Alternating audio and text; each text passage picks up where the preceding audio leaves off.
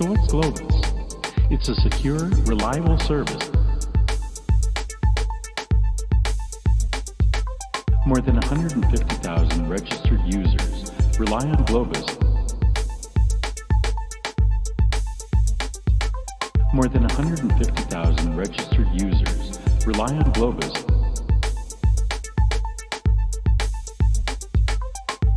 So what's Globus? It's a secure, reliable service.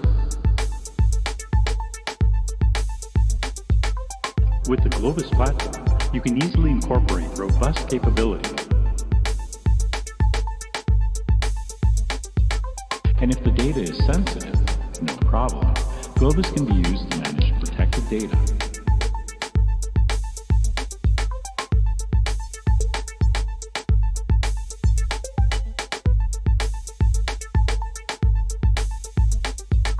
With Globus, you can easily share your data without having to move it or copy it.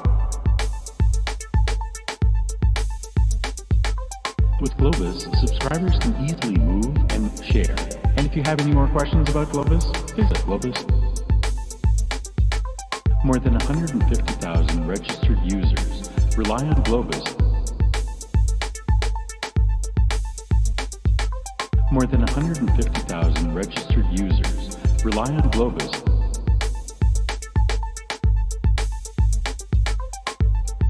If this sounds familiar, you're not alone.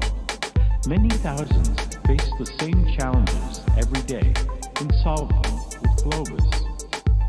So what's Globus?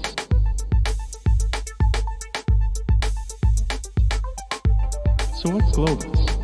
It's a secure, reliable service. With the Globus platform, you can easily incorporate robust capability. More than 150,000 registered users rely on Globus. More than 150,000 registered users rely on Globus. And if the data is sensitive, no problem. Globus can be used to manage protected data.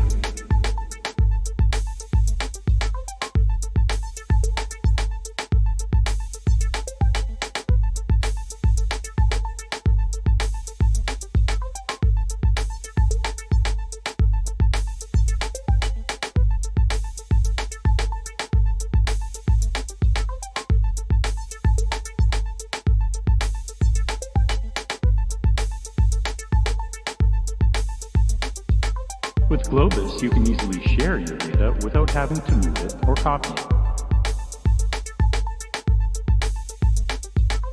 With Globus, subscribers can easily move and share. And if you have any more questions about Globus, visit Globus.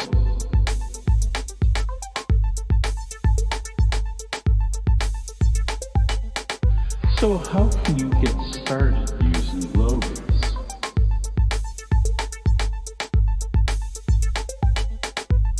Anyone can use Globus right now for free to transfer files between Globus-enabled systems.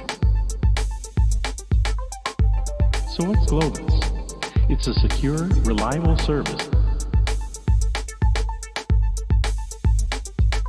More than 150,000 registered users rely on Globus. More than 150,000 registered users rely on Globus.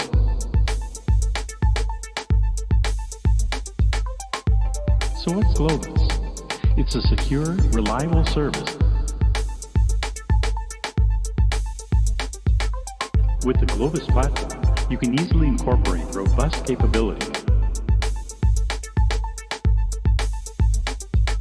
And if the data is sensitive, no problem. Globus can be used to manage protected data.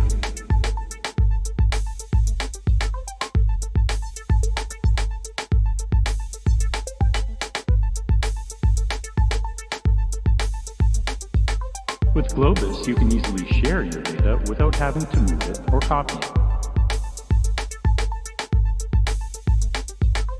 With Globus, subscribers can easily move and share.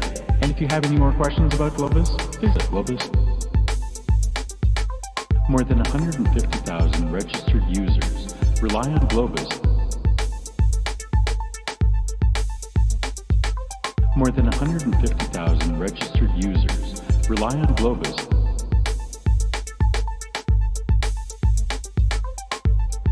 If this sounds familiar, you're not alone. Many thousands face the same challenges every day and solve them with Globus. So what's Globus?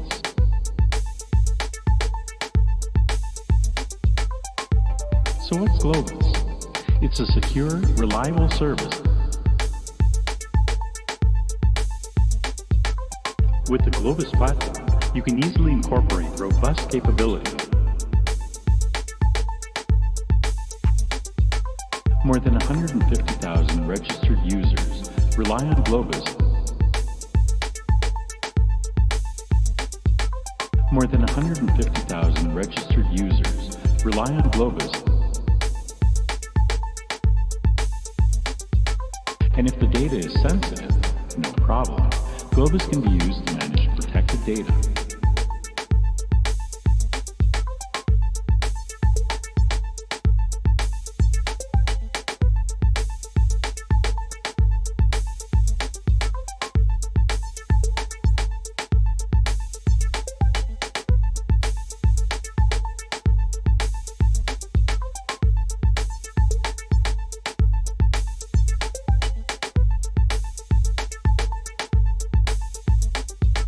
With Globus, you can easily share your data without having to move it or copy it.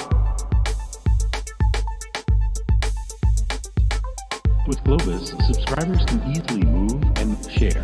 And if you have any more questions about Globus, visit Globus.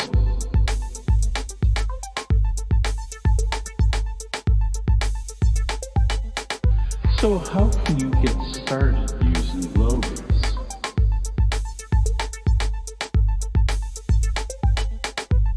Anyone can use Globus right now for free to transfer files between Globus-enabled systems.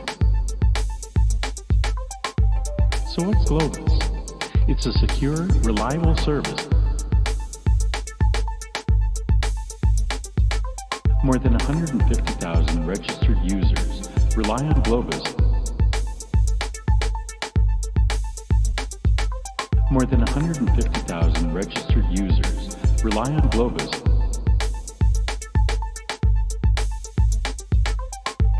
So what's Globus? It's a secure, reliable service.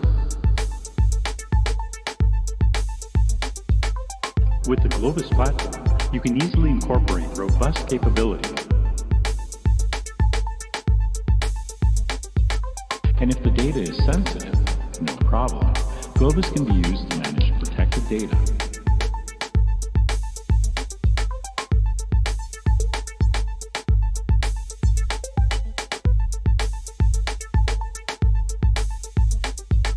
With Globus, you can easily share your data without having to move it or copy it. With Globus, subscribers can easily move and share. And if you have any more questions about Globus, visit Globus. More than 150,000 registered users rely on Globus. More than 150,000 registered users rely on Globus.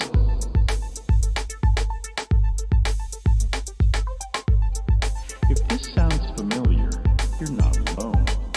Many thousands face the same challenges every day and solve them with Globus. So what's Globus?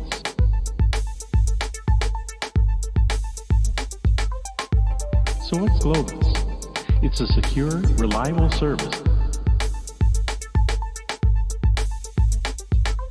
With the Globus platform, you can easily incorporate robust capabilities. More than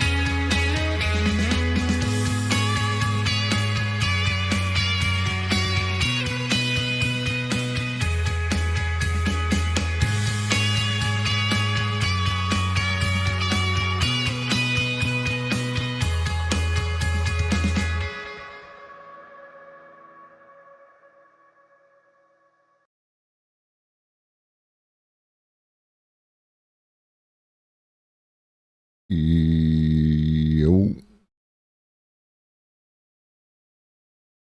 Yo, yo, yo.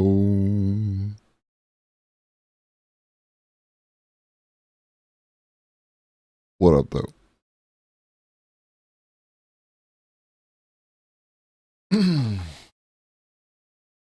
What up, Carpe? What up, Mouselander? Long time no see, Mouselander. Good to see you. Oh.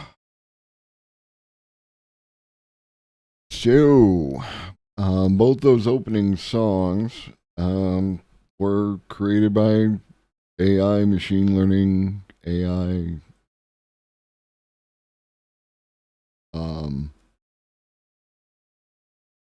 And they're not bad, right? Like you can maybe not like the music, but technically, right? Like in the technical sense, they are well composed pieces of music. So then that actually got me spiraling down this rabbit hole of like deep fake type facial masking, sufficiently advanced CGI that's indistinguishable from 4K reality. The AI chat GPT generating a script, the data based on whatever data set you want to throw in, like you like draw things from the 10 most popular movies of all time, right? And it composes a script featuring those elements, and you could do that based on box office, you could do that based on reviews on Rotten Tomatoes, you could do that based on whatever, right? Whatever your data set, whatever criteria you're trying to input, it creates that script. And then it generates it all in CGI. I believe Val Kilmer and James Earl Jones have both, specifically that I'm aware of, had like all sorts of different aspects of their voice translated into digital so that it can be sampled into the future. Val Kilmer did his for Top Gun 2, if I have all that correct, and James Earl Jones did his for like Darth Vader. So you have 100% CGI with facial masking and script written by AI and hitting all the emotional cues based on the best whatever of movies of a particular type. The score can all be done by AI, and if you had people willing to participate in it, you could tap them for various biometrics so that the music and movie could all be cued to elicit the exact, or at least statistically exact, correct moment in order to get you to feel a certain kind of way. And that's not like something that's not like science fiction, right? That is just, it's just the fuck over there.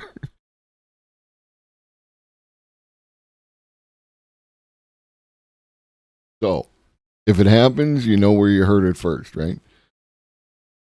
All right, old news first. I dug out the book.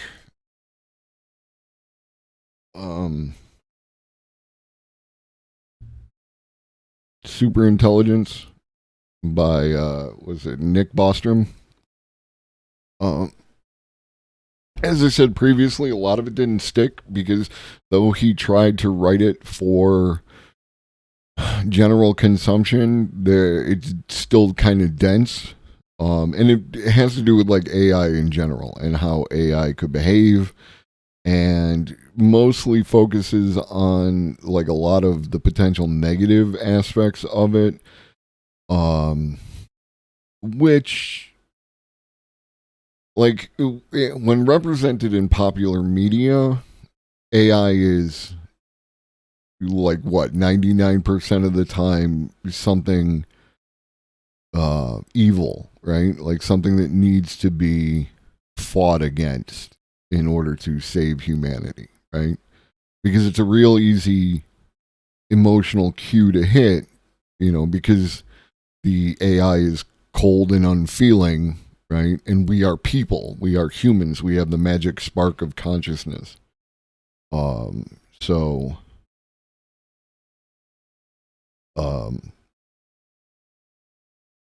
that is going to be incorporated into that kind of storytelling.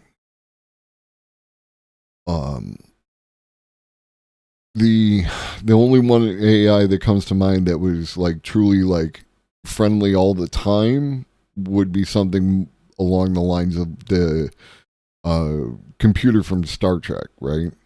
Like that was generally a helper monkey and didn't do anything negative. How much of an AI it is generally seems kind of limited, except for the one in Discovery, which is, well, I'm not going to spoil it for you if you haven't watched it. You should watch Discovery. Like, I understand it's not everybody's favorite Star Trek, but I'm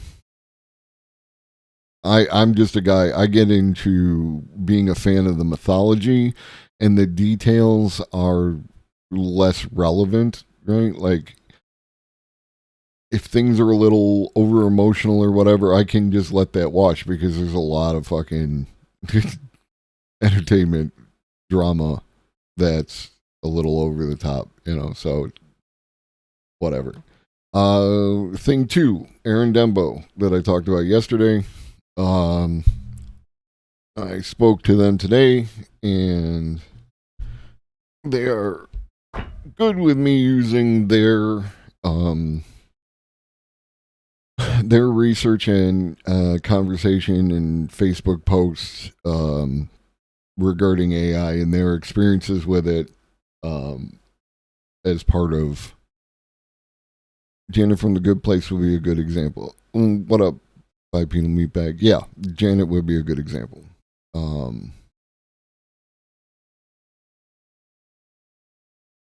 But yeah. So I'm going to be going over that later this week. What up, Magic City? I did originally say that I'm going to be doing this for the week. It's starting to extend outward. I've reached out to a couple of other people. Today, for instance, in about 15 minutes, we're going to talk with Paradigm about AI because he's an artist. So there's a direct interaction. I just played the AI music. He creates music. There's a direct interaction between what AI is doing and his, creative experience and potentially his financial experience. Tomorrow, we're going to have a friend of the channel, Base of PJ, on to talk about the same kind of stuff. And we're going from there. I reached out briefly. I got to talk more about it to Levelhead. So we might have Levelhead on the show to talk about AI writing and journalism. And that's really what I think that an important factor is how the people in the field feel about it. And what I'm hoping is that I can get their both personal responses related to AI and their personal patch of ground under capitalism, but also their view of it outside of that, like objective of that. We'll see. It should be interesting. Should be fun. And I don't know. It might have just turned into the AI channel, but it's only Tuesday, so everybody relax. I got myself a Chat GPT account earlier. I've done nothing with it yet. I just fired it up, signed up, did the whole thing. And we'll probably play with that at some point in time. And see what that's like. We're gonna run a Kurzgesagt video now, and it's similar to the CGP Grey one from yesterday, and also very different. So, how long do you think it will take before machines do your job better than you do? Automation used to mean big, stupid machines doing repetitive work in factories. Today, they can land aircraft, diagnose cancer, and trade stocks. We are entering a new age of automation unlike anything that's come before. According to a 2013 study, almost half of all jobs in the US could potentially be automated in the next 2 decades. But wait, hasn't automation been around for decades? What's different this time?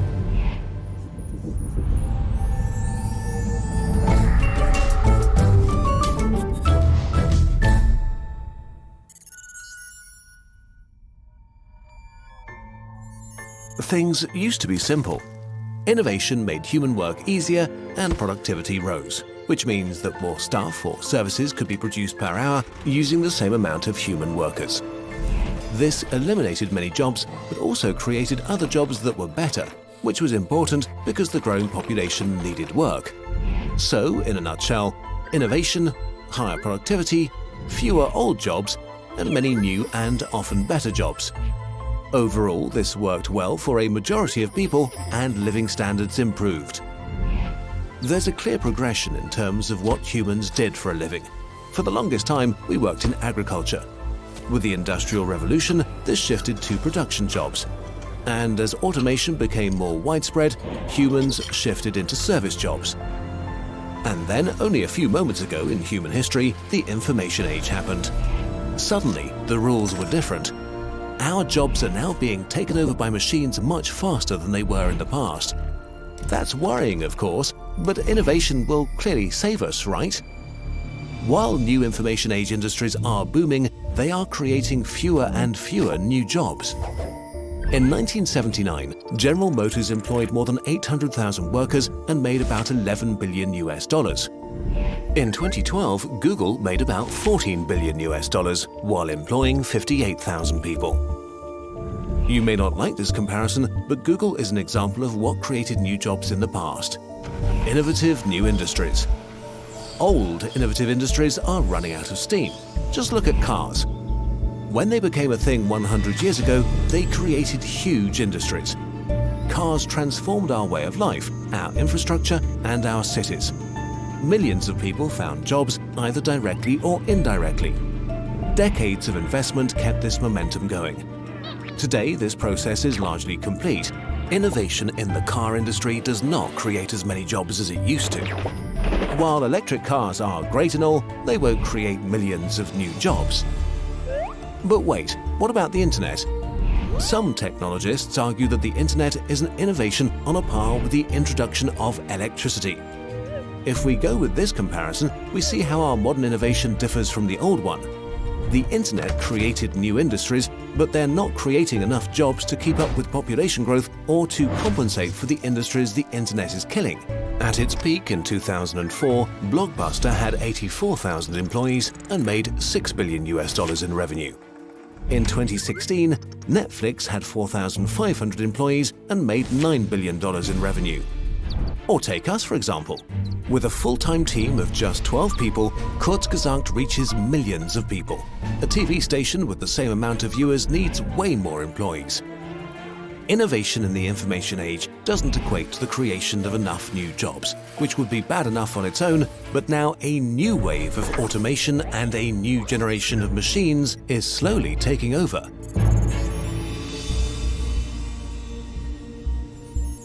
To understand this, we need to understand ourselves first. Human progress is based on the division of labor. As we advanced over thousands of years, our jobs became more and more specialized.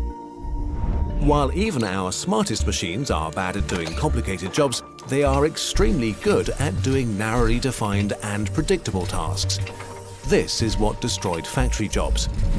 But look at a complex job long and hard enough, and you'll find that it's really just many narrowly defined and predictable tasks, one after another.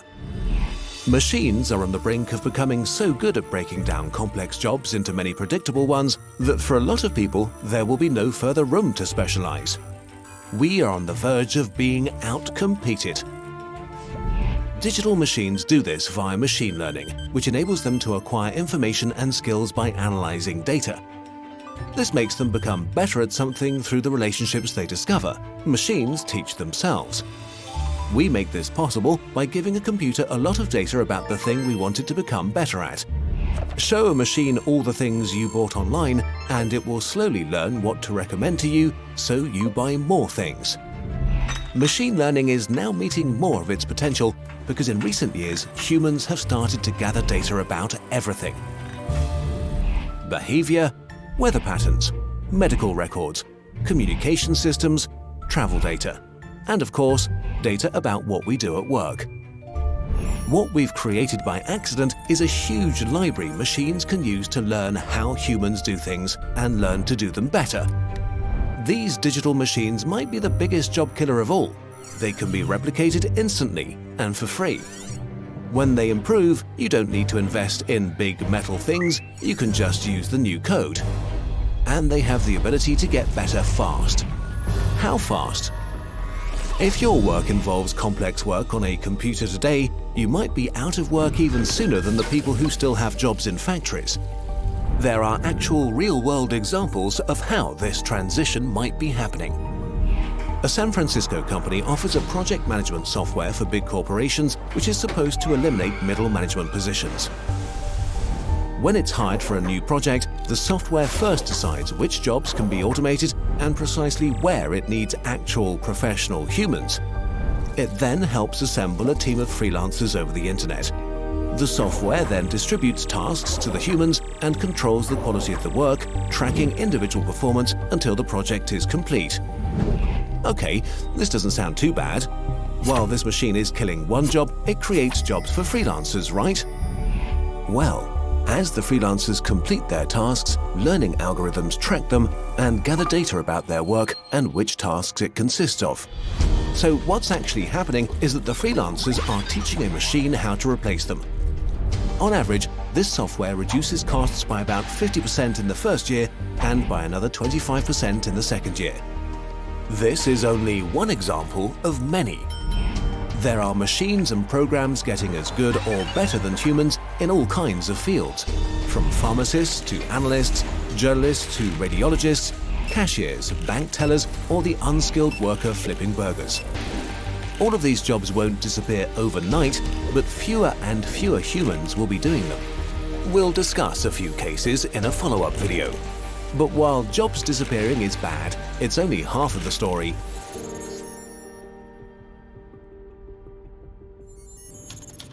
It's not enough to substitute old jobs with new ones. We need to be generating new jobs constantly because the world population is growing. In the past, we have solved this through innovation. But since 1973, the generation of new jobs in the US has begun to shrink. And the first decade of the 21st century was the first one where the total amount of jobs in the US did not grow for the first time. In a country that needs to create up to 150,000 new jobs per month just to keep up with population growth, this is bad news. This is also starting to affect standards of living.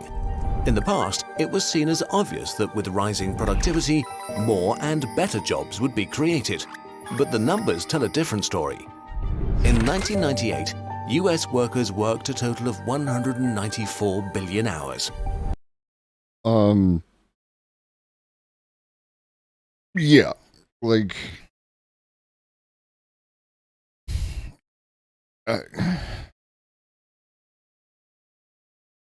one of the things of communication is, like, we could theoretically differentiate between various kinds of machine learning and artificial intelligence, but if we wanted to communicate to people who really just understood the word artificial intelligence, we might use the word artificial intelligence to cover all of that. So an argument can be made for using a phrase like low-skill worker or unskilled labor in order to communicate that to people. But at the same time, you're not wrong. Again, having robust social safety nets like free housing. This is, yes, 100%. Like, and spoiler alert, that is still where all of this keeps going. I mean, they're going to automate whatever is easiest to automate, which may or may not be, the jobs that we think that they should automate, but it's going to be whatever learns bestest, fastest. That's what's going to get automated first. Eventually, everything will. Over the course of the next 15 years, their output increased by 42%. But in 2013, the amount of hours worked by US workers was still 194 billion hours. What this means is that despite productivity growing drastically, thousands of new businesses opening up, and the US population growing by over 40 million, there was no growth at all in the number of hours worked in 15 years. At the same time, wages for new university graduates in the US have been declining for the past decade, while up to 40% of new graduates are forced to take on jobs that don't require a degree.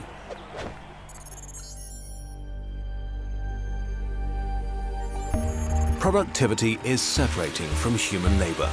The nature of innovation in the information age is different from everything we encountered before. This process started years ago and is already well underway, even without new disruptions like self-driving cars or robot accountants. It looks like automation is different this time. This time, the machines might really take our jobs. Our economies are based on the premise that people consume. But if fewer and fewer people have decent work, who will be doing all the consuming? Are we producing ever more cheaply only to arrive at a point where too few people can actually buy all our stuff and services? Or will the future see a tiny minority of the super rich who own the machines dominating the rest of us? And does our future really have to be that grim?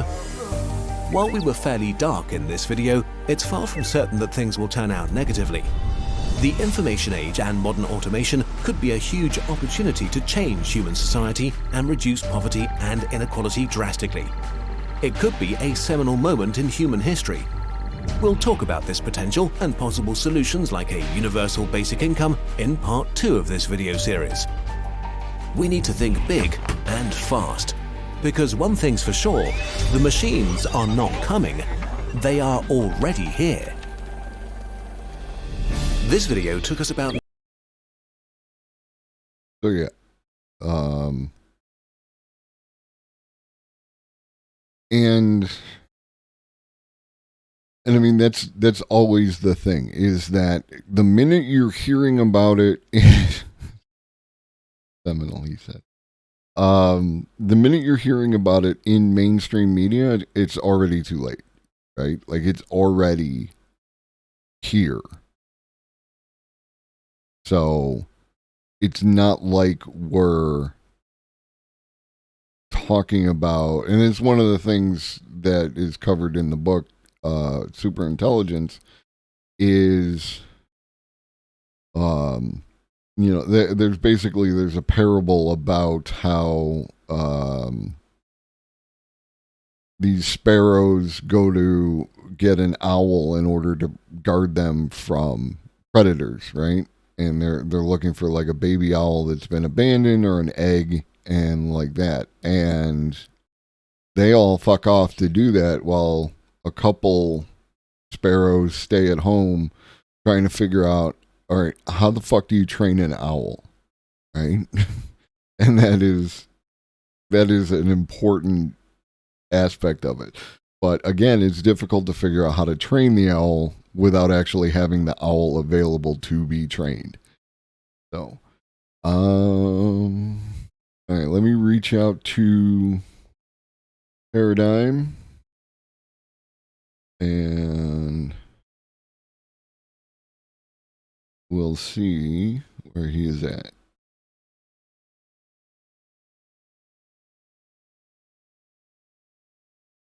He just walked away from his chair. So, you're going to have to deal with me alone for a little bit longer.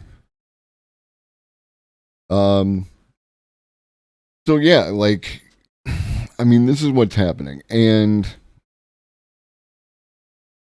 right, like, we need to rethink all of the way that we do all of the things, especially when it comes to things like economics, right? Like he said in the video, you know, our economies are based on consumption. We have to rethink the concept of an economy, right?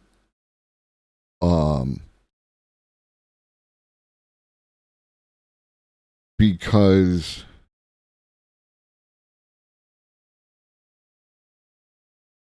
the economy implies a whole lot of additional things, like capitalism, distribution of resource, things like that. If we don't address this, like they alluded to the evil billionaire who's like lording over us all, but to what end, right? Like, if we are superfluous, then why would we don't need the billionaire for anything. We could just die, right? And the billionaire doesn't need us to be like slaves because they will have robots. So then what is the billionaire's goal? Right? Because they could produce things like Jeff Bezos is a better example than Elon Musk, right? Jeff Bezos, using business practices and a very efficient model for distribution and the power of his, the size of his shit, was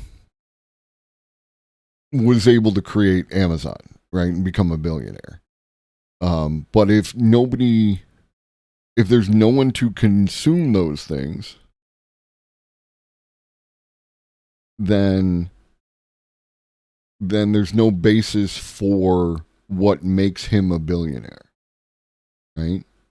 If you don't buy Amazon socks don't exist. So it's one of those things like they wield, to translate the power he has into power he can wield in the future. But what would that power look like if, like, we're nothing but consumers, right? If all the production is done by the robots, then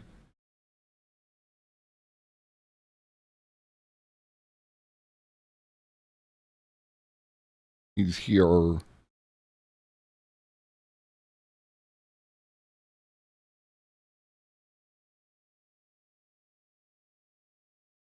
Okay, I can hear you.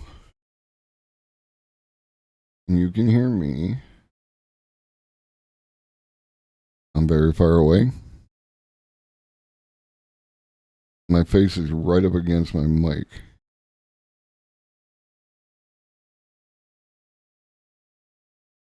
Turn it up. Bring the noise.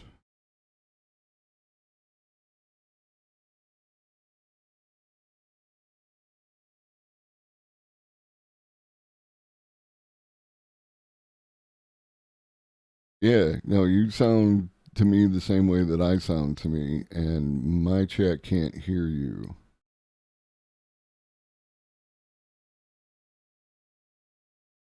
Technical difficulty.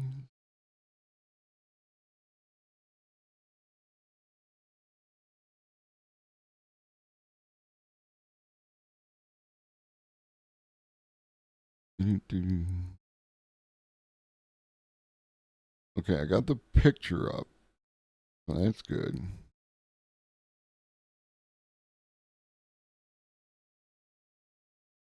I don't know, man. You don't have me turned down, right? In Discord.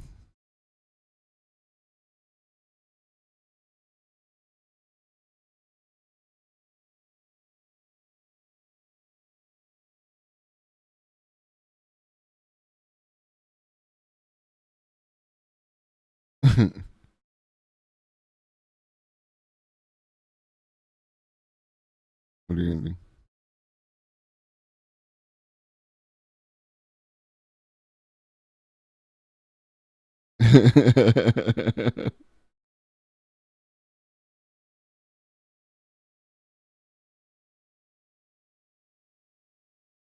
I don't know.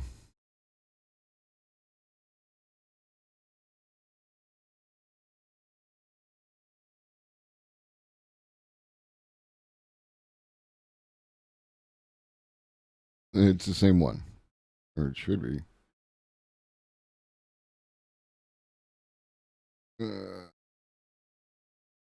We're pro streamers. Input device. No, hold on.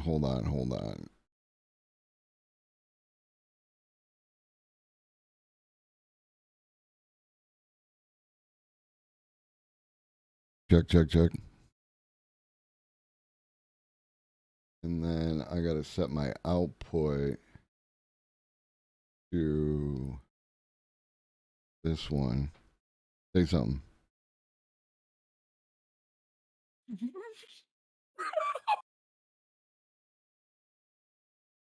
Okay. I'm eating Starburst right now, and like a bit of it got on the top of my tongue. So I was gonna hit him with the "What's up?" But like every time I kept dragging my tongue up, it was like spicier and spicier. And I was just like, "Yeah, what the fuck?"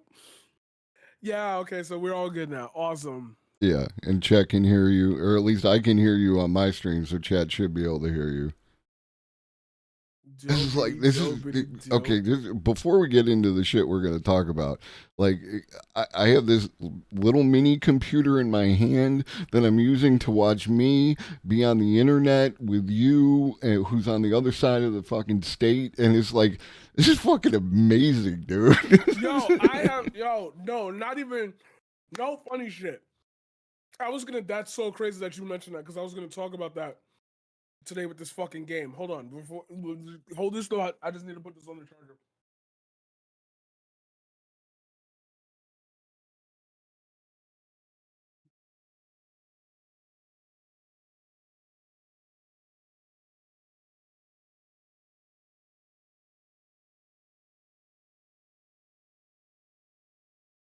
No, I be having these thoughts a lot. Like, I'll look at my cell phone and I'll be playing Call of Duty and I said, yo, I can't believe I made it to Grandmaster 3 today. And then I think to myself, like, yo, I'm really connected with like millions of people playing a game almost seamlessly, and there's no wires. There's no logistical, physical thing I can see that connects me with other players. But I know how it kind of works, and it's crazy that it works the way that it does. Yeah. No, I absolutely get that. Yo, this whole computer, the wire connects this to send that over there, and then it's really just all like tiny plastic and metal all fused together in a certain way that creates signal. Like, yeah, no, this shit, technology, technology crazy. Technology is fucking crazy. And like, because neither of us is using the camera in Discord, I just went on Twitch and I grabbed your stream image and I threw it up in a window capture. So I got your stream overlaid over this shit. Oh my god, did you want me to go in? I could go in. No, it's cool because I got you though. Okay. Okay. Okay. There's a little bit of a delay because of the Discord back and forth thing, but they can see you. Gang, gang, gang, gang, gang, gang, gang, gang, gang, gang. So,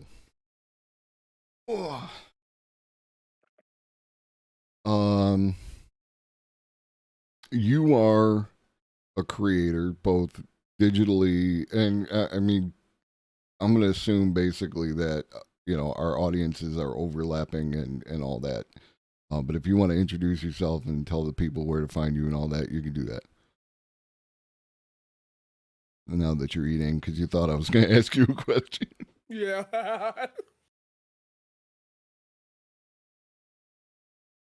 What's up, ladies and gentlemen? It's your boy, The Paradigm Shift. Why the hell do they call me that? Come find out at twitch.tv/the_paradigm_shift. I tell Twitch to give me back my username. I hate the underscores. I am a variety politics streamer that does everything and anything that I feel is what I want to do on the day. And my goal is to eventually become big enough on the social media shit that I can start changing the discourse around some of the social issues that we've been ignoring in our lifetimes. But if you just like short, hot takes, go find me on Twitter at twitter.com/MarquisParadigm. I upload on YouTube every day at The Paradigm Shift. Go find me there as well if you're into those type of things. I'm on the TikToks. I'm on the top ticks. I make funny shit. Come check me out.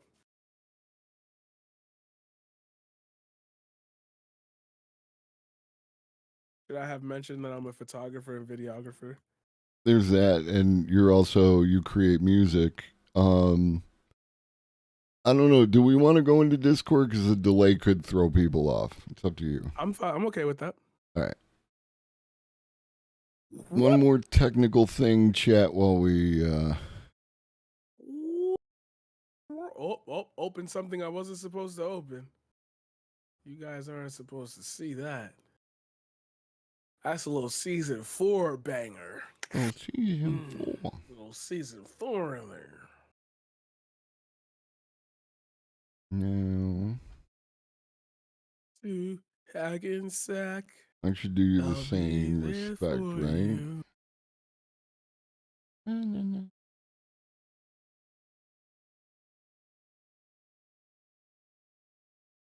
Hopefully this doesn't crash my shit. And no, I think we're gonna be good. Now I'm just gonna switch this to virtual camera. And then we got the weird layer shit.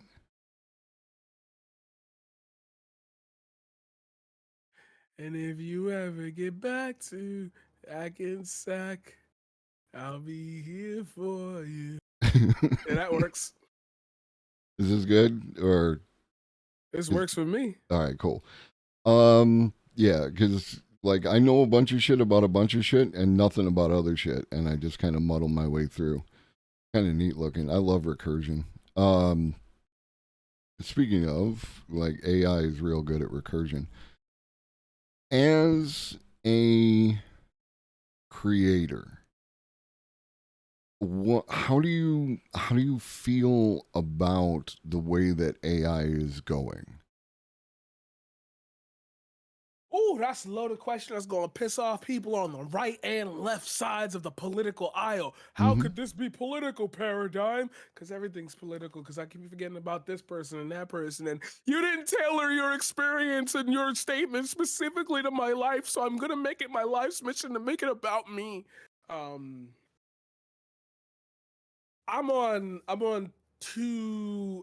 This is why I say, poor people always know how to put this in words. I'm on both sides of the fence with this one, because at one point I could say that this invention or this rapid development in commercially available AI, because we got to always remember that AI has always been a part of our lives for like as far as a period of sales analytics go, if we want to go that far. This wave of commercialized stuff is no different than the generators that we had back then that would compile random images together. It's no different than any word generator you use. Everything's generating something. And the way we're taking this is like, it's going to replace artists and shit, when in fact, like, I think that that's more of you saying that no, I'm jumping ahead to the second point. Sorry, let me not do that.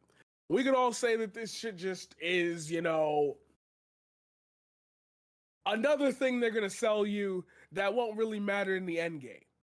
And the way we're freaking out about it makes everyone consider artists to be hyperly insecure, and that shows a bigger wound on the American populace than we actually realize, but that's another point for another day. And maybe we should just take this in stride, just like all these other, VTuber apps, or the NVIDIA Shadow Play shit, or the Snap camera, Snapchat lenses and shit.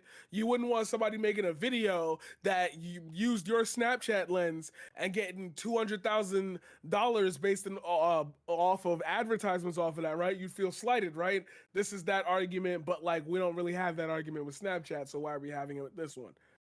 Or I could also say that this AI development like trend that we're heading towards is a momentous piece of class warfare between poor people, because the problem is not that AI, oh, you're not supporting your friends with your art, you're not supporting your fellow creator with your art.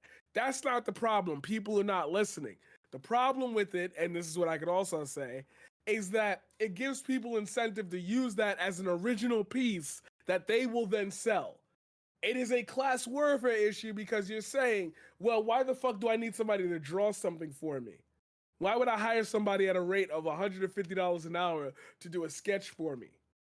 Like, I could just AI do this, take some of the elements from it, because some of these are PSD ready. You can take an element from there and immediately, I'm gonna sell it for $100,000 because it's fine art. I change a couple elements around. Now it's really original, fine art. I win, game over. The insecurity is now the rich people are gonna see that and make something of it. The popularization of it is giving rise to, yeah, why the fuck do we need somebody to film a music video for us? We could just sit in front and put our camera in a bunch of different places and then have an AI edit it for us. $500 an hour? This shit spit it out in 30 minutes. I could get head while I'm doing that. Can I get head while you filming me? I don't think so. I feel depends on what you're into. But the feeling remains the same on this side of the fence. You're fucking me. Right. By doing this and making it popular. I feel like intrinsically everybody's circling around one big issue. You know as well as I do that all of us need universal basic income, or at least some jump start forward to be able to afford shit that we need. You know that's where this conversation is headed, because you understand that all types and forms of arts are no longer being gatekept around the people who really want to spend their time with the pen and pencil. I'm talking to somebody that quite literally does this shit. Whether they do it for money or whether they do it for their own peace of mind. An app that generates the same thing by like taking a robot and spraying a bunch of materials down on a thing, and it gets eerily close to what that person does. Okay, if we make one of those machines, how long does it take before we realize, hey, I could really charge somebody like $400,000 to use this AI. Oh, but I stole it from that guy. I stole it from him though. They are not gonna know. The problem is that you're starting to realize that we're in an age where shit is fragile. Mm-hmm. Nothing's being remembered. They're taking your shows off HBO. You're getting pissed about it. They're throwing 8 shows at you at once. How am I supposed to enjoy something? How am I supposed to binge watch the thing? How am I supposed to live? Help me figure out how I'm supposed to remember. Not even to be a dick about it, but I literally wrote a whole poem about this.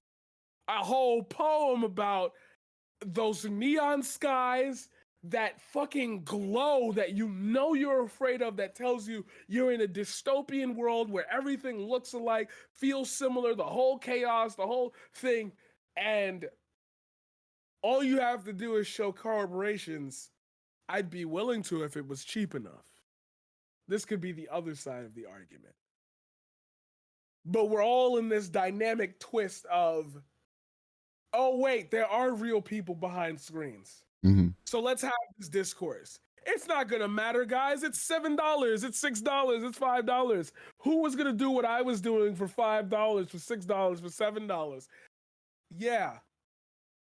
Yeah. So maybe certain artists should start using AI to pump out pieces for people, and they can charge $7 a picture, pump out 1,000 a day. All will be different, most likely. All will be different, most likely. And that's like, the joke has been, because everyone in your chat, everyone in my chat, we're all reasonably to the left when it comes to our economic theories. So like, we look at it and okay, no, your problem is capitalism. Like, we jump all the way to the end of the story on that one. And it's like, it's whether or not we, the meatbags, can learn fast enough to change the way that we're doing things. Because Alina brought up just a minute ago about how, that the billionaires of today are going to try to figure out how they can continue to wield that power into the future. There's going to become a point where we are incapable of consuming because we don't have the resources to give them in exchange for the goods. So at that point, like, Amazon, Jeff Bezos is selling you the Amazon socks, but now you can't afford the Amazon socks. So then Amazon can't make and sell and distribute socks. So what happens to the power of the billionaire under that scenario? Like, if automation is doing all the things, then where is the power that exists for the billionaire? Because if you don't distribute the resources in some fashion, then then nothing moves. You know what I mean? You're just creating things to create them that then go nowhere. And isn't that considered the fall of Rome? Well, I mean, like, aren't we headed to that point? And like, I'm not going to say that billionaires are smarter than us, but like, some of them are fairly smart dudes, and we're just 2 dudes on the internet. So they have to be looking at this, right? Like, they have to be aware that such a thing exists for their future. Unless maybe this is where it all begins, and like, Paradigm Globus 2024, right? That's how the Enlightenment era started, right? It was just a bunch of dudes talking to a bunch of sellers, getting drunk, and they were like, wait a minute. This doesn't have to be this way at all. Right. Like, guys, wait, I think I've got something. Hold on. First,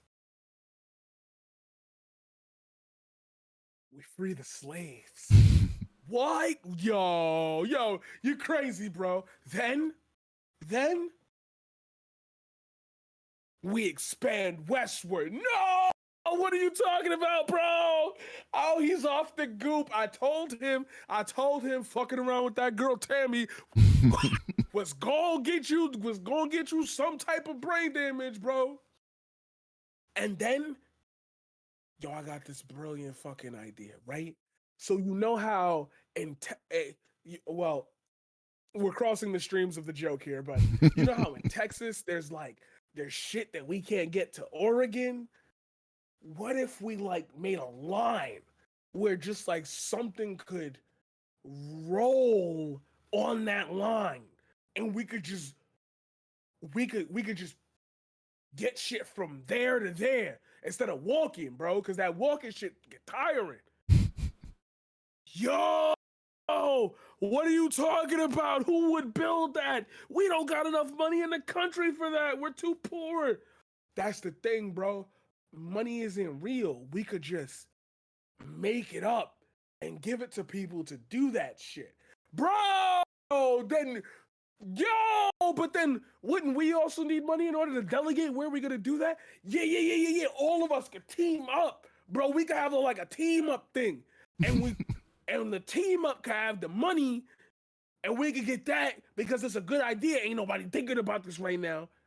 From the government, we just tell them, yo, the money fake. Give it to us. We can get that shit done. I know mad dudes that'll do it. Yo, that's crazy. That's crazy. Yo, like, but all the way dragged back to the point of the conversation. In these times, I always fear that the ceiling for progression was always going to be VR/AR, augmented reality, for those who do not know. We got a little taste of that in 2016, and we've kind of tried to stay away from it for the most part until this point with the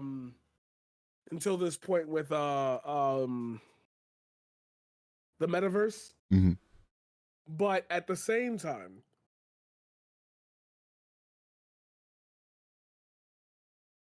I think people need to understand that if there are markets for this type of thing, we need to examine why there are markets for this type of thing.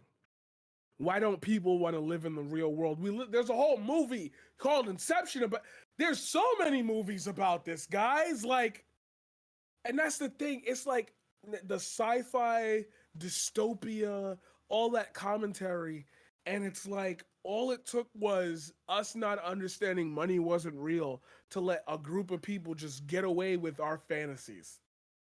Like, when I say we should make better people famous, I really think there are billionaires. There could be, instead of what we have as billionaires, there are people who did come up with great ideas. There are people who did revolutionize the way we type on our phones, the LED wire, this, that, and the other. They bought everything that they wanted for themselves, and then they just said, all right, I'm just going to put this money back into the pockets of the people who made me this rich in the first place. Then somebody else comes up with an idea. We flood that dude. Does the same thing.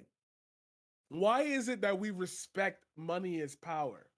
There's a point where you physically do not have enough time in your life to spend that much money. How many things out here cost $1 billion? Like, I really want y'all to ask that question.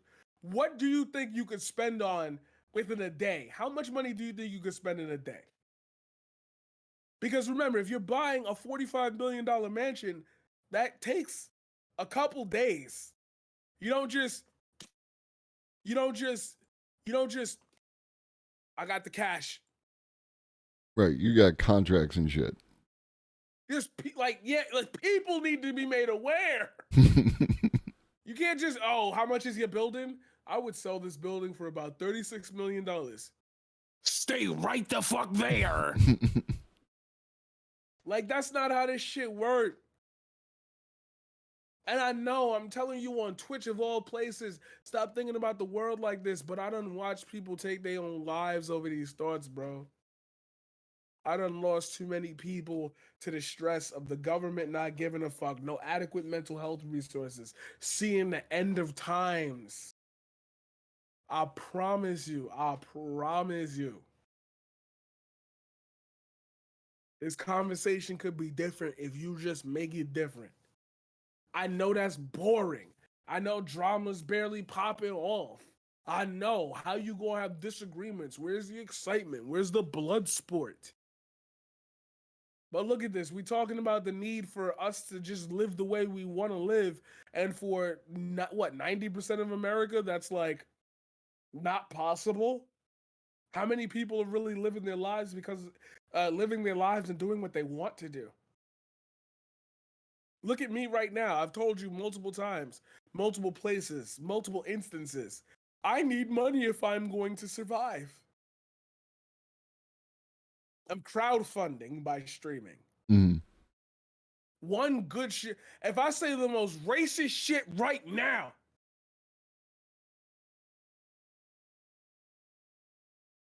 yeah, I didn't get you the money, but then nobody like you. Who cares? I did it for the money. So then what am I sitting here preaching to you for? Right. I gotta care about it, right? Like I must. If I sacrifice myself to get to the platform, then what do I actually need the platform for, right? I could just sacrifice myself right now and be done with it. So that's up to y'all to decide. Yeah, like because right now you got two dudes on Twitch and we're having like a regular ass conversation. We're not arguing over stupid shit. We're talking about real shit that exists and is going to affect our future. And do we got some viewers? Yeah. Like, am I happy with my viewers? Absolutely. Because you and I feel the same way about community and everything else like that. But we know that certain other people have 50 people sitting in front of them talking about some bullshit as opposed to talking about something that matters. Is the drama indicative of that emotional malaise? Like, that we want somebody to get beat up? Like, the injustices of the world are such that as long as somebody's taking an ass whooping, we actually don't really care who it is as a society. Does that sound right? Correct. That's correct. That's correct on a macro level. That's correct on a micro level. Y'all. Like, we're solving shit right here, and nobody's going to listen to us.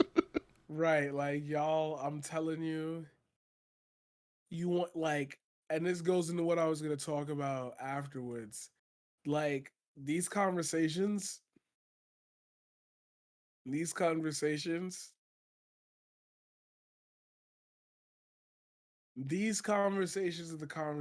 that you got to have with yourself in the middle of the night when you wake up and you realize, oh shit, there is a void. Like, we're talking 3 a.m. void conversations. These are the thoughts you're going to end up having. And my question to you is, what in your life has prepared you to even closely answer? What happens if we get rid of art?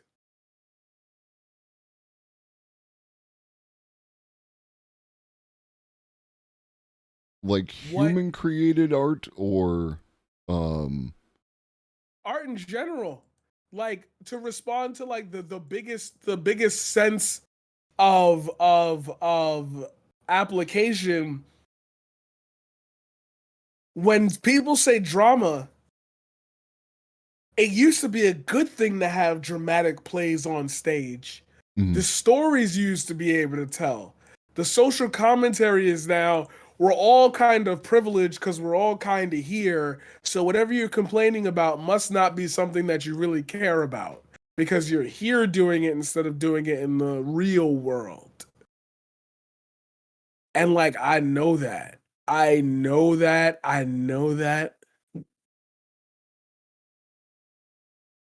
But like, all of it is perpetuated on things that make you money. All of it is perpetuated on how much hate you can give. All of it is perpetuated on there needs to be antagonism, or else my life is going way too smoothly, because I'm used to always screaming at somebody. I'm used to always seeing somebody saying something wrong. I like the idea. I like the idea of that being constant. I like the idea of that being strong-willed. I like the idea of that being the way I dictate my relationships, the way I dictate my feelings towards the other. Like, to me, it just always reminds me that there is no saving the savior. There is no saving the like. There is no reconnecting people. People feel threatened at every door. Like, there is no, I could let it go in 5 minutes. There is no, this shouldn't be what our focus is on. I'll give it the time it needs, but after that, I'm done. There's this longing to always be at odds, because that's the only time that we come up with shit off the top of our heads, because AI will do the shit for us. Mm-hmm. Like, I don't need to write term papers anymore.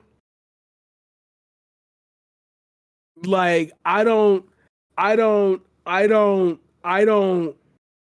express my opinion in a collegiate format anymore. I'm not in a room full of 30 other people that my age who can like pick on me or bully me. This is I'm an adult now. That shit doesn't exist anymore. I'm a real man. I'm a real woman. And I believe there are 2 genders. And I believe this. And it's because I believe it. And everybody keeps telling me I'm wrong. But they can't ever tell me why I'm wrong.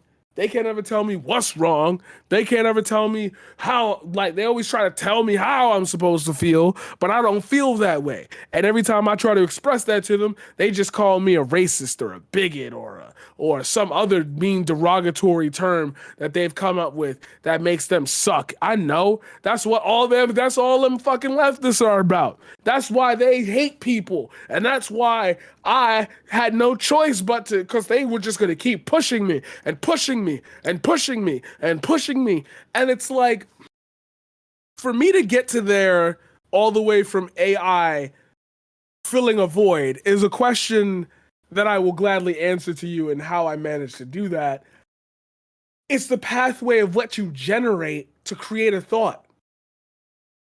People don't have the time to create thoughts. They want to listen to other people who have the time to create the thoughts.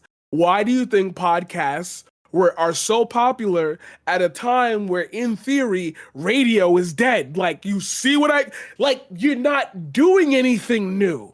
These are just cycles that we go through.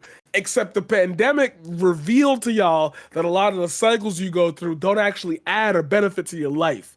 So now this conversation of AI came up because it's another thing that allows anybody to enter your field and force the prices to go lower, because that's just what consumerism will do. And that is a valid criticism. I agree with that criticism. I am very nervous that somebody could emulate pictures of black people at a party that are probably done with better lighting and better form, and then just fix the little errors. If they could be good enough to do that, they'll learn a special toolkit to fix AI. Somebody will create a special toolkit to... Sorry, damn it. Somebody will make a special toolkit just to fix the problems with AI and all of them things, and everything's gonna lead all the way there.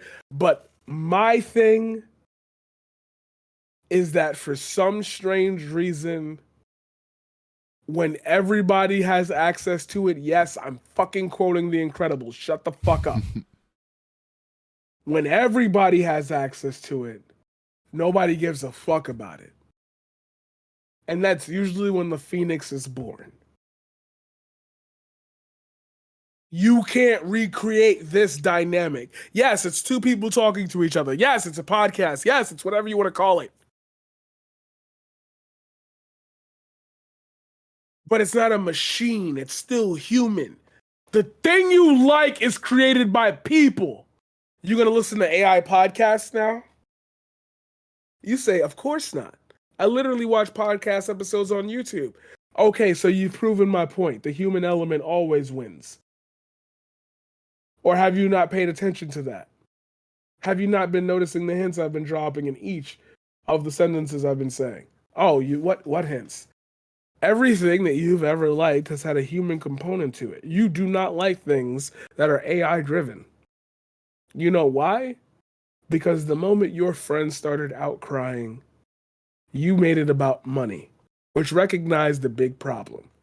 You internally knew that regardless of what they were talking about, you were skirting something because it was a barrier that had been knocked down for you, the person who is not an artist.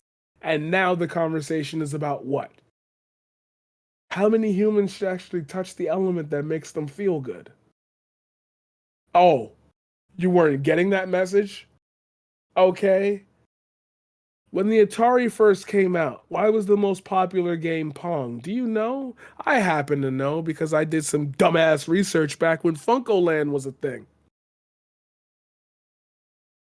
Because the people could finally play as themselves on the big screen. Every game that started coming out afterwards was all about the player in control. You wouldn't play a game that plays itself for you, right? That would just be a movie. But you go to the we'll talk about it later. Anyway, yes, AI as itself is a core AI photos or whatever, or painting creations is a small bit of a problem, but it's the same issue with deepfake. At the end of the day, the most popular, the most money-making things right now are still human element things. That's it. That's it. Like, that's the answer. It sucks that we got to look at it like that, but that's what's really the real world. Like, and you're all recognizing, oh shit, humans do all this shit. Remember? We were like, thank you, our essential workers. Thank you, essential workers, for keeping the nation going. Now everybody gonna go back to work? I thought only is what. Why don't we have a matter of fact? Why don't we have a place just for essential workers? Why don't we do it like jury duty? Everybody makes bread. Everybody gets to live their way. If they want to work, they go work. If they don't, they get paid regardless. And every 6 months, we transfer skills over and train certain people to do certain jobs, and we just keep it a skeleton crew. The streets become cleaner. You can go outside and walk, but you don't gotta drive nowhere because you don't work. You go to park this time. Fill up your parks, fill up your neighborhoods. Then when you see how unwalkable your neighborhoods are, you're gonna ask for walkable neighborhoods. All of these thoughts could be derived quite simply from this conversation about AI, because it's always about comfort level. The reason why there's a thing called not in my backyard is because of comfort level. The reason why they're picking on immigration is because of comfort level. The reason why they want you to think that they're grooming your kids is because of comfort level. The way to attack a person is to their comfort level. But the way to teach people love and empathy is to show them that even in their own contradictions, there's still more acceptance and love there than there is where they are right then and there. And this AI conversation is the first beginning step to us understanding who really is behind the account. That was a bar! Come on! So, let me flip the script a bit. We understand that most people are broke ass, right? If an artist, because of capitalism, because of the material conditions, the artist is like, I need $50 for that, and you don't have the $50, you don't get to have the art. Right? So, does AI provide the opportunities for more people with less money to have access to more art? Given the value, like, we're assigning art to everything. We're not going to differentiate between, any different types of art at this point in time. We're just talking about some kind of art. No. No. The reason why is because MS Paint exists and you can crack and pirate most of the software that you could use to also create that art. Combined with the free tutorials, if you wanted to put in just a little bit more work, you could effectively do the same thing and or better than AI machines. You can build entire games in Unreal Engine 5. Sure, but now I need to spend time in order to learn how to do those things, right? Right, I was going to bring that up. It's Okay. the idea of the time becoming the value. If you wanted it done at the speed of an AI, that is more of a see, like that's what I mean. Like that's the way our society is built. Like why But you not should even, pay the people for the time, right? Like and I totally Mhm. support. I'm an artist. Yeah, I support artists. I pay people for doing the art. But like, if you got a regular ass job working 40, 50 hours a week, you got kids, you got all the things, right? Now you have to take some of that time, the whatever time you have available to spend it with your family or whatever, and devote it to learning this skill, which you might not ever actually get good at. You might not have artistic talent, and eventually get to the point where you can recreate this thing, or in the same way that I am able to, instead of learning how to cook and making a meal, I can get something prepackaged that I can just eat and be happy. How can you tell people that they shouldn't just buy the prepackaged thing that they like and be happy?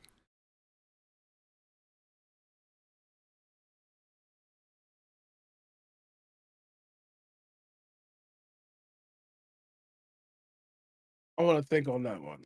Oh I yeah. want to think on that one. Normally, I'm speedy with the responses, but I want to give that one a good response. So I feel like that's fair. That's a good No, that's question. what this week is all about, and going forward is just like, we're gonna ask all the goddamn questions.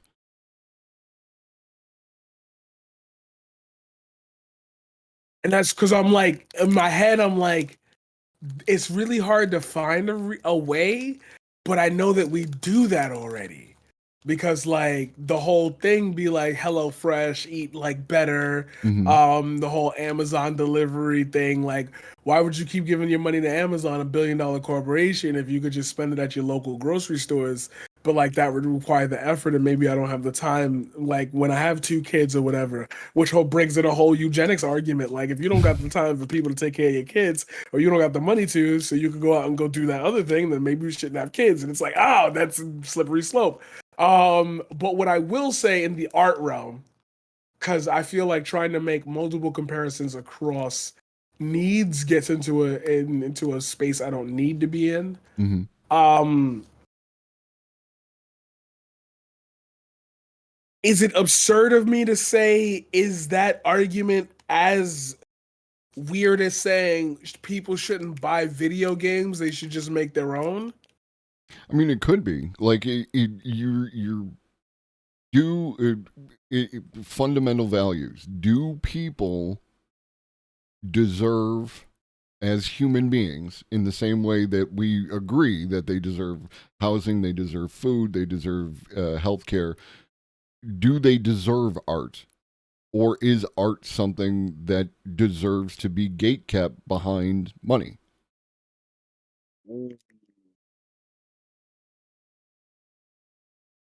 Depends on the quality of the fucking art, Does because it? like people have gotten away with blank canvases. You feel I me? mean, art is Like, subjective, right? Like, right. Oh, that's such a tricky thing to answer straightforward. Cause it's like, yeah, people have gotten away with blank canvases.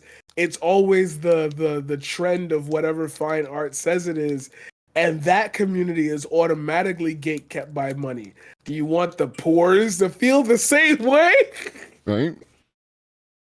Like And like, artists, what does that say like about art in general right now? artists Okay, in you know what? general. Go ahead. Actually, you know what I'll say? I there is an answer. Yes, Okay. art should be gate kept, but not the art that AI is making. Nobody would want an AI picture of their mother on their deathbed. Do you know what I mean? I don't Like, know. Have you seen oh my God, please don't tell me. Please don't Arun? fucking tell me, No, bro. but like Arun has one of those pictures for his user picture, right? Like his PFP, like, and you know, and I've seen other ones, and some of them are goddamn impressive, right? Like, Right. I know that I took pictures with my goddamn phone, ran it through the filters, made some artistic, you know, adjustments to it, and like, I think that they look cool. They make me feel a certain kind of way. And like let's be really real here. Do we want a real picture of our mother on the deathbed, or do we want an idealized picture of our mother on the deathbed? And who is like most capable of providing that picture? Like The person that spends all the time with them, or the photographer you hired for 2 hours? You are a photographer, so when you take a picture, like when you took the picture of that model, right? It's not just about the picture. There is a moment that is captured within that based on not only what's happening with the subject, but also the backgrounds and, you know, the adjustments that you make afterwards. Because when you are crafting that, you are attempting to make the viewer feel a certain kind of way. Given a sufficiently advanced AI that is capable of rendering the same picture on a technical level, is there a point at which you can go down far enough in it that the human is actually a thing? Like, you know what I mean? So I would then say that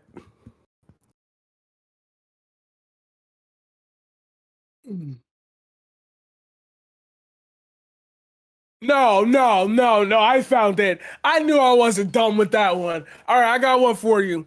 Shakespeare. Shakespeare is gatekept, but is also free to everyone. Art is intrinsically like linked to everything against capitalism. The moment it's for profit, there are tiers to how it should be enjoyed. People cannot reasonably enjoy a $300,000 painting. However, a $69.99 game might be equal in like self value to that $300,000 painting. Since it's so subjective, it is at odds with being able to have any actual number placed on it. Therefore, would the people who are interested in using this AI art ever search for any other type of art? You got to be good at Midjourney. You can't just type in a bunch of like random stuff and get a good picture. And eventually, like, these people who are making them are refining their skills. Everything's going to have a tier of skill. Mhm. Even in the AI art world, there's tiers of skill. Midjourney has a free trial, but then it's subscription based. This Lensa app or whatever it was, I believe, like, you could get a few free pictures, but then it was like $7 or something. All these apps, all these subscriptions, all these free attempts at it, all the time that you'd have to spend on Photoshop. One way or another, you either got to work for the money to be able to afford the Lensa app, and I believe the federal minimum wage is still $7.25. So that's an hour of your time. Or you could spend that hour and learn something, and you may not be good at it, but you will at least be able to apply that hour of learning in different areas during different times. If you're on a long bus trip because of work, oh, I remembered how to Photoshop this. I could work on this. You could spend $7 to get it in 30 seconds and sleep the rest of the ride, but you might feel prouder about it because you spent the time to learn. All of it is subjective. There is no way to quantify this conversation. Therefore, yeah, UBI. Yeah, UBI. Yeah. Spoiler Because alert, fuck capitalism. right, like get rid of the capitalism part. You don't want to get rid of the art part because this is the conversation we're having right now. So get rid of the other part. Get rid of the other part. Stop linking them. Art is its own world. Art is its own world. And you're going to have no choice but to like live within the means you're given.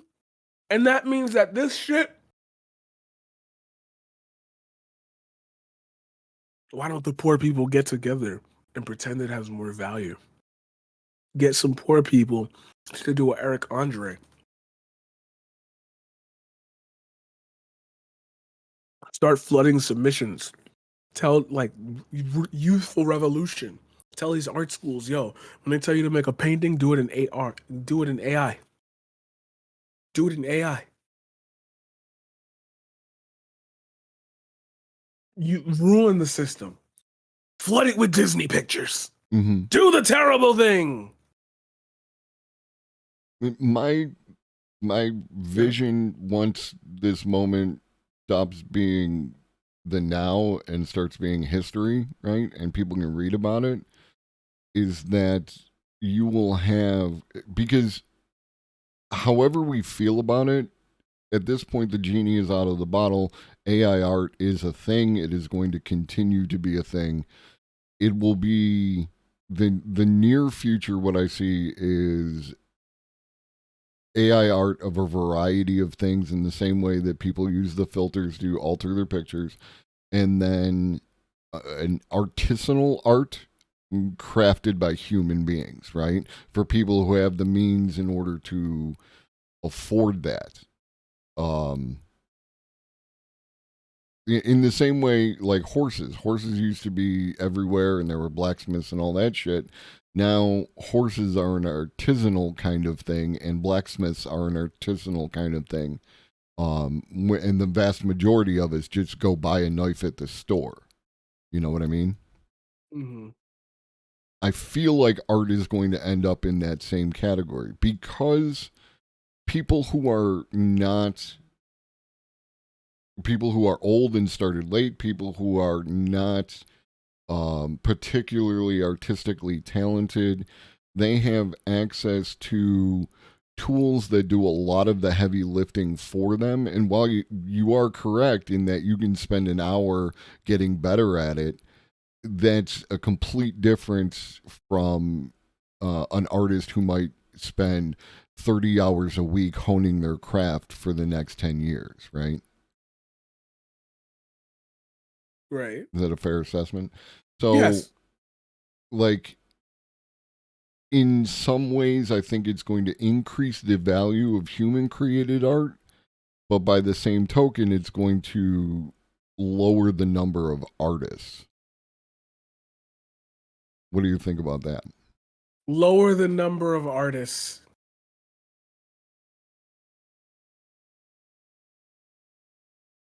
Because the field is so saturated and everybody knows where it's coming from that eventually people are just like, fuck it, I quit.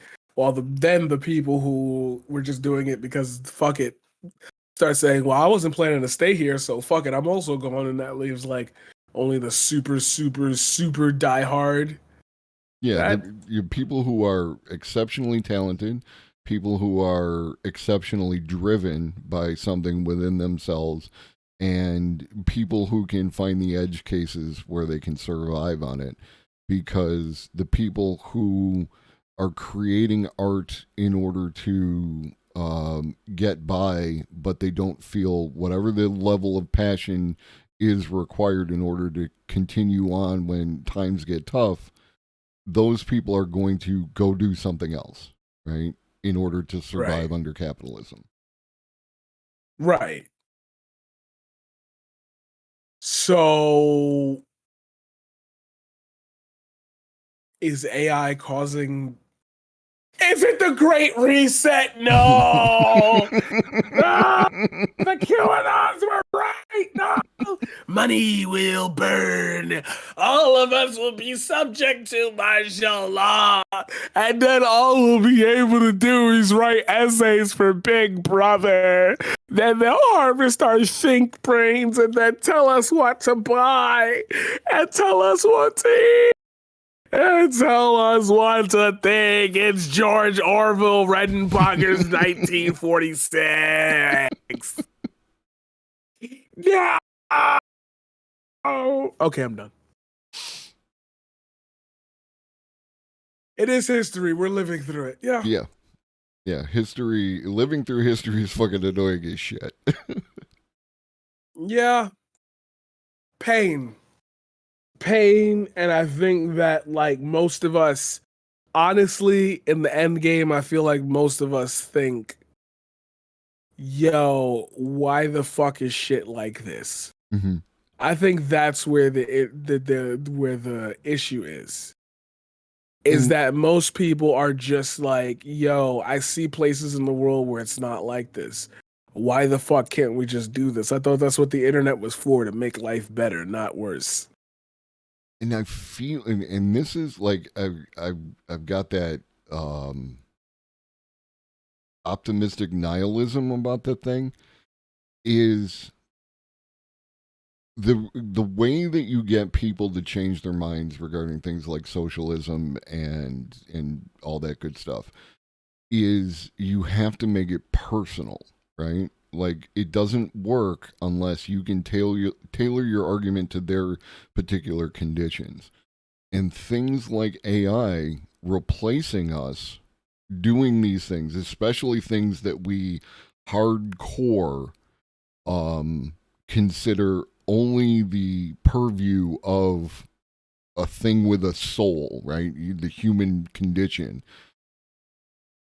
It makes it more personal to a broader array of people, and it's going to push people to have to make those kind of decisions, while at the same time gradually limiting the field of how we can generate the resources to buy the things that the creators of the things need us to buy in order to perpetuate the system. It's not going to just be a poor thing. It is across the board. Because if I no longer work at Pepsi, I can no longer afford to buy Pepsi. And therefore, Pepsi cannot sell that Pepsi to me. And so it's also Pepsi's problem. You know what I mean? Right. That's actually a good way of putting it.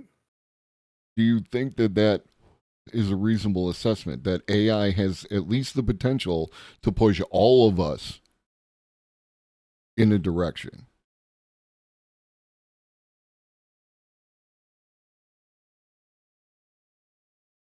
Yes, if it's kept free. Because we know that algorithms control social media. And that creates advertising revenue. Mm-hmm.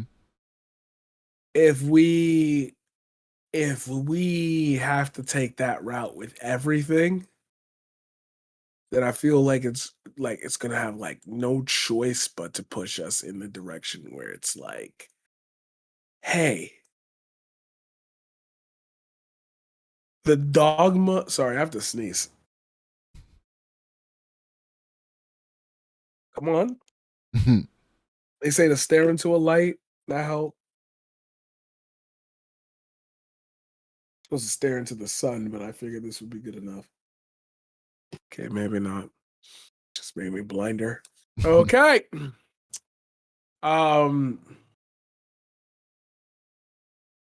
If this is the direction that we were chose to, like, even while working there, people working in Starbucks noticing an hour's worth of work is the same price as a single drink. Yeah, like, you either want this or you're going to have to take care of the people you want to do it for you. Because at this point, $7 is an hour of your time. Mm-hmm. And what do we want as a society? If this is what we want, this is what we want. My whole thing is, I hope that whoever's at the helm, whatever team you got, don't be like, damn, but should we really be giving this to black people though? You know what I'm saying? Yeah. I see you at work tomorrow, Tim. Oh my God. That's a white supremacist if I ever saw one. Yes, yo. All right, tomorrow 9 a.m. sharp, we're gonna bring back the story about Popeye's chickens. We're gonna bring back the story about Popeye's chicken sandwich, make all them black people go back up there because that shit was funny. Yo, they was killing themselves over that, yo, facts, yeah. Yeah, I hope you don't get somebody like that in charge, because that would suck. How could you ever find out if that person was like that? Time will tell. Just like I believe our time is up. Fair enough. It's always a pleasure. Always a pleasure, my good sir. You got any lasting thoughts or questions for me? I'm good to answer. No, like that was a good ending. This is the kind of shit that we can literally talk about forever because there's so many permutations and everything else. I appreciate you coming on and giving your unique perspective, because I'm taking different tacks in different directions, and I want to make sure that everybody involved gets as fair a hearing as I can provide, so that people can understand. Like, people see the issue in front of them, but they don't see the one. Yo, I'm gonna just say this live, bro. I sent you a tweet. I meant to send that to somebody else. I swear to God, please, bro. I knew, that shit almost happened last night too, and I told her about it. So and now it just happened. Up on stream? Is it? No, please do not, bro. Bro, please. What the fuck? And I deleted it, but only deleted it for me. Yo, if y'all see him bring up a tweet, he's a fucking liar. He's a Weasley liar. He photoshopped. I swear to God, bro. Oh my God. What the fuck? Why did this account just say, if Elon Musk ran for president, would you vote for him? If you like crypto stocks and Elon Musk, feel free to give me a follow. I hate it here. Crypto is a scam. You know what else is a scam? These top of the hour ad breaks that we be giving you that you can assume you can. I'm telling you, bro, nobody is safe. I'm gonna run around and I'm gonna have mad, when we get mad chatters, I'm gonna be like, yo, here's 5 communities. All at the same time, we're all gonna go, we're gonna follow them and do our thing, and we're just gonna wait there. And at the top of the hour, we're just all gonna say the same thing. And we're just going to keep popping up in different people's chats. They're going to be like, yo, who is the person? Who is the community sending this out? And it's the top of the ad break master. Anyway, ladies and gentlemen, it's been great. Thank you for having me. I'm the Paradigm Shift, and I will see y'all hopefully in the future. And obviously, I will see you around the bend. Take care, my friend. Take care.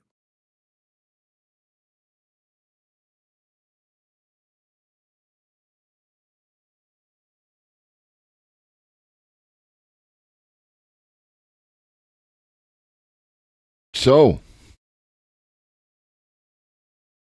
I think we got into some shit, Like, I hope, especially, for those of y'all in the audience who are artists who, again, we live under capitalism. I expect you to get that bag.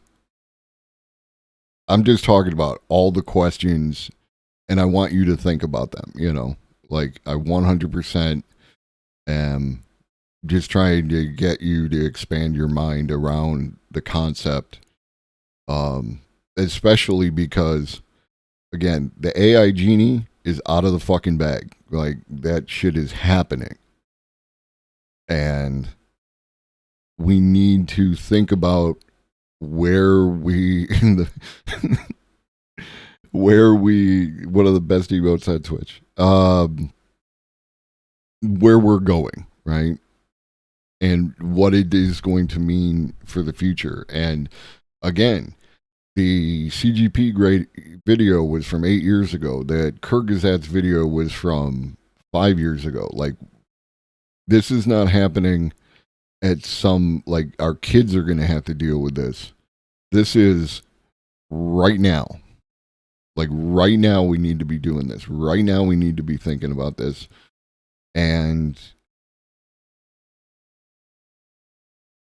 like, to paraphrase off what Alina said about, you know, making your own algorithm, like, a couple of different things. One is that this is like the Jurassic Park type situation, right? Like, the life finds a way, and AI qualifies under these circumstances. And two, like, you will absolutely be able to create your own mini machine learning AI type creatures, right? Because you will have people in the same way that we do now. Like, I am using OBS. OBS is open source. It's free on the thing, right? If people have to pass around thumb drives with various algorithms and AIs on them, they will do that. These things are going to happen. We will use, in the same way that people are using AI to create art, they will use AI to create other AIs, and they will do that. Because if you give the fucking hairless monkeys some fucking shit to play with, they will do all the fucking things to it, right? And like, I mean, that's a serious friggin' thing. Is like, if these glasses provided me with 24/7 augmented reality as I move through space, your human form could conceivably look like an avatar to whoever looks at it, right? So you could look like whatever you want to look like. And this is adjacent to questions of how we look at ourselves and how we want to be identified. And like, we are people who are like, you know, pro self-determination in that regard. You're trans, great. You're gay, great. You're whatever your pronouns are, they, them, cool. All those things we're already on board with, and other people are going to be forced to get on board with. And this is one of the reasons why they're lashing out right now, is because they're already being forced to do that socially. This is going to come because of the way that the internet culture is spreading out into the meat space culture, right? Like, the fact that people on the news are talking about a person like Nick Fuentes, who exists on the internet, is indicative of that, right? People being more comfortable with, you know, being themselves in online spaces makes it more comfortable to be themselves in meat space spaces, you know, because they begin to more fully establish and become more confident in who they wish to be, rather than who outside forces are trying to determine that they should be. If all that makes sense. I hope it all makes sense.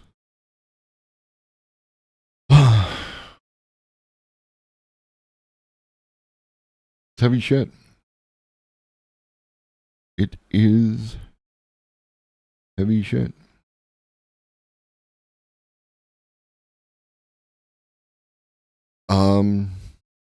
Yeah, no, it's my thoughts are not entirely like coalesced, because my brain is going in so many different directions, because this affects so many different things. I really am every day I learn more, and my interactions with chat, my interaction with Paradigm there, my interaction earlier talking to Levelhead briefly about AI related to writing journalism. All these things are interacting in my brain, and like, because I'm not gonna lie, Midjourney kind of caught me. Yes, Magic City, and I am going to be saving the entirety of the VOD as a highlight, and then I'm kind of like it's edging me towards establishing the YouTube channel and putting all my shit that I want to save on the YouTube channel, so I can edit out like the bullshit where I'm trying to figure out how to fucking run Discord. So yes. Short answer, yes. Long answer, what I just said.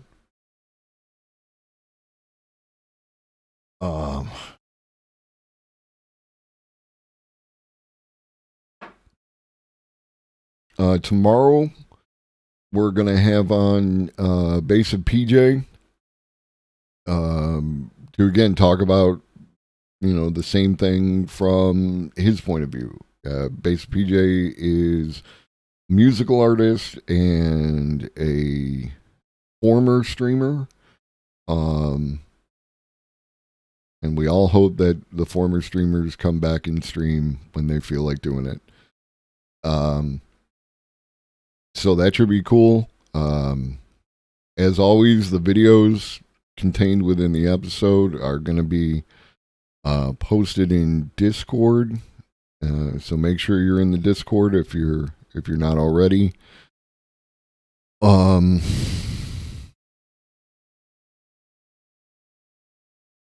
Yeah, no, that was like I'm kind of like run out because I'm running up on the hour, and that was a lot to take in for me to think about, and I don't want to start in on another subject. And this is one of the things, you know, why I'm a bad streamer, is because I don't flit from topic to topic. I'm not good at that. It's not the experience I want to provide. I want you to sit with these concepts and sit with these ideas for longer. You know what I mean? Do thoughts have mask? Yeah, like my head feels heavy. So yeah, I think I'm gonna wrap now. I'm gonna raid because I'm pretty sure Paradigm is wrapping up soon. And like half of you are probably already in his chat. So I'm going to raid a new person.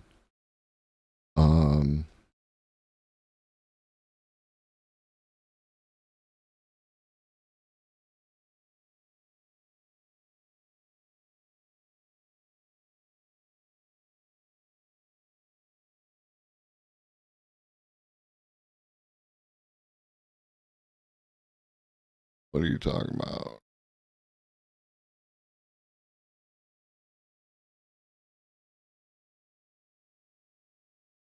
I'm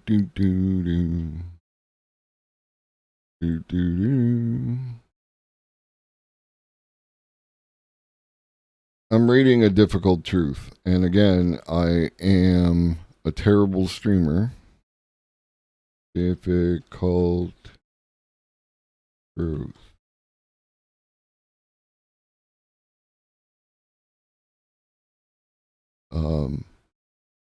So, if you got something else to do, please stick around for the raid.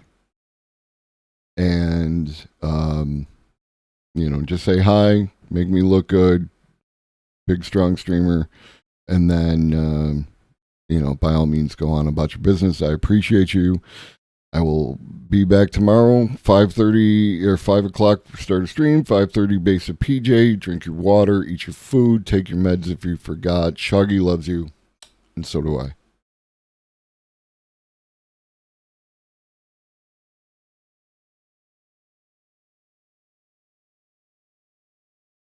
And Nebraska. This would have crossed through several important ecosystems, threatened waterways with the potential of spills, and in Globus, the Elder rating with a party of 9. Welcome, everybody. Globus, thank you so much for bringing in your wonderful community. Folks, if you don't know who I am a Difficult Truth. I do the news, I do the politics Monday through Thursday, 5 p.m. Eastern Time. Welcome, everybody. Currently, we're just doing a quick climate recap from the wonderful Beckosphere, who is also in chat at the same time as well. So we're just going over essentially climate news headlines. Thank you for the follow. I appreciate that, Aruna Anau. Thank you, Globus _the _elder. Welcome. Folks, if you haven't, please give a quick follow and support to Globus the Elder. Thank you so much. I appreciate that.